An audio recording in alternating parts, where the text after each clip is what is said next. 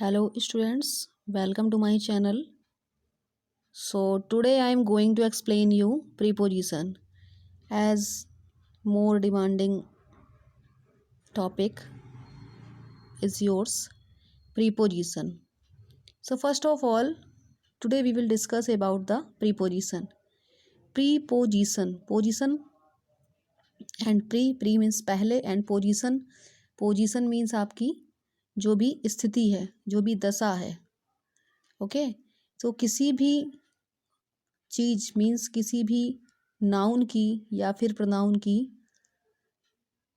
पहले यूज होता है. ये किसी नाउन या फिर प्रोनाउन के पहले यूज होता है. दैट मीन्स आपको ये बताया जाता प्रीपोजिशन आपको ये बताता है कि वो नाउन के प्रीपोजिशन के बारे में बताता है. नाउन के preposition means pre plus position के बारे में बताता है कि वो जो कोई भी थिंग है या कोई भी प्लेस है वो कहाँ पर है, कैसे है. सो रिलेटिव वर्ड्स होते हैं हमारे प्रीपोजिशन नाउन और प्रोनाउन के. प्रीपोजिशन क्या होते हैं? हमारे नाउन और प्रोनाउन के रिलेटिव वर्ड्स होते हैं. So you can revise in your definition also. A preposition is a word that shows the relation between noun or pronoun. Again, I'll repeat this definition. A preposition is a word that shows the relation between noun or pronoun. For example, we can take the cat is under the table. The cat is under the table. That means the cat means noun. It's a kind of a animal. And table is also your noun. And under is between means under जो है वो क्या relation show कर रहा है ना, noun का relation show कर रहा है अंडर. इसलिए ये हमारा क्या होगा? प्रीपोजिशन होगा. Okay, under is your preposition here. Next one is another example. I wake up at 6 o'clock. 6 o'clock. Okay, so I is your pronoun and ये हमें रिलेशन शो कर रहा है प्रोनाउन के बारे में. प्रोनाउन के बारे में रिलेशन के बारे में बता रहा है कि I wake up at 6 o'clock in the morning. Morning का मतलब क्या होता है? Morning it's a part of a day. So it is your name of the part. That means it is your noun और प्रोनाउन के relation को show कर रहा है यहाँ पर. Next third number example. They gave the medicine to me. They gave the medicine to me. Means me आपका क्या है यहाँ पर? प्रोनाउन है.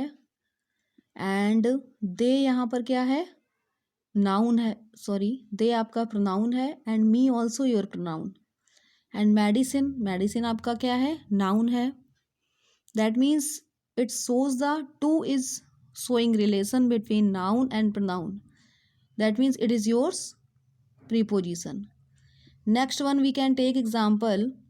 I live in Kanpur. So Kanpur is your noun and I is yours pronoun. I आपका pronoun है and Kanpur आपका noun है. तो ये noun और pronoun के relation को show कर रहा है in. That's why it's your preposition. And next and last number example. The train arrived on time. The train arrived on time. The train this is your noun and ये हमारे on यहाँ पर आ रहा है. on यहाँ पर क्या है? प्रीपोजिशन है. Means the train arrived on time. Time पर पहुँचती है. टाइम पर ट्रेन पहुँचती थी. That means it is your noun. It is your noun. Train आपका नाउन है एंड ये रिलेशन को शो कर रहा है ऑन. इसलिए आपका ऑन यहाँ पर प्रीपोजिशन है. I think have you understood the definition of preposition.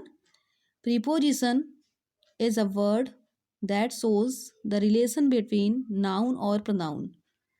And today I will discuss about the preposition of time. Preposition of time are three kinds. Preposition of time related to three kinds. First one is on, second one is at, and third one is in. So I'll repeat again. Preposition of time. Preposition of time means on, at, and in. Preposition of time means on, at, and in.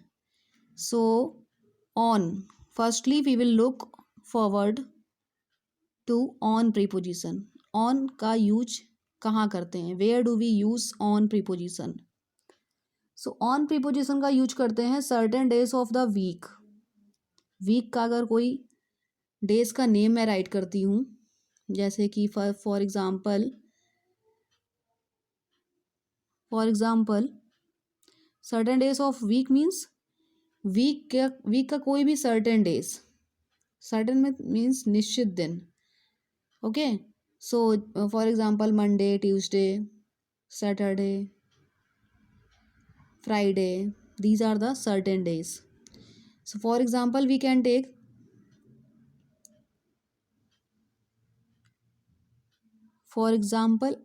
I will take the sentence, I am going to school on Monday.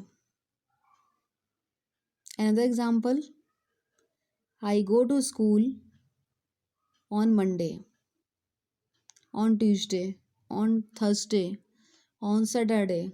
So many examples. या फिर on का use और कहाँ करते हैं? Portions of days of the week. Week के जो portions of the days होते हैं उनसे पहले भी ऑन का यूज आता है, या फिर specific dates and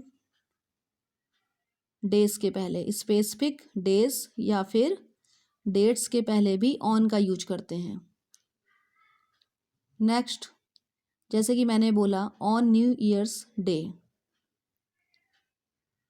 on new years day, this is your on example. ये आपका ऑन का एग्जाम्पल है, यहाँ पर आप ऑन का यूज करेंगे.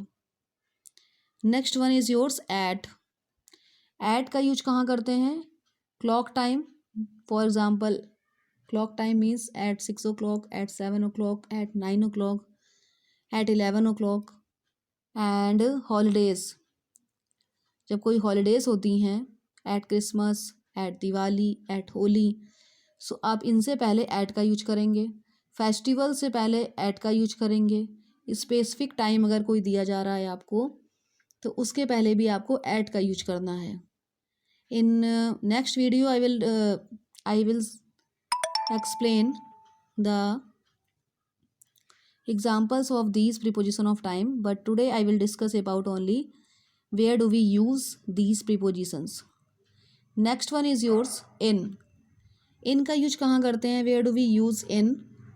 before the months के नेम के पहले in का यूज करेंगे. in summer, in autumn, in spring. Okay, season से पहले, सीजन्स जो आपके होते हैं 4 काइंड के season, in autumn. And months means in January, in February, in March, इनसे पहले इनका यूज करते हैं. ईयर्स से पहले इनका यूज करते हैं. ईयर्स मतलब 2012, 2006. सेंचुरीज, इन सेंचुरीज से पहले इनका यूज करते हैं. जनरल टाइम्स ऑफ डे, जो जनरल यूज होते हैं टाइम डे के, उनसे भी पहले इनका यूज करेंगे. And longer periods of time, और लंबे जो पीरियड्स होते हैं जैसे कि पास्ट टाइम के जो लॉन्गर पीरियड होते हैं उनसे पहले भी इनका यूज करते हैं. Okay, so I think have you understood these preposition of time.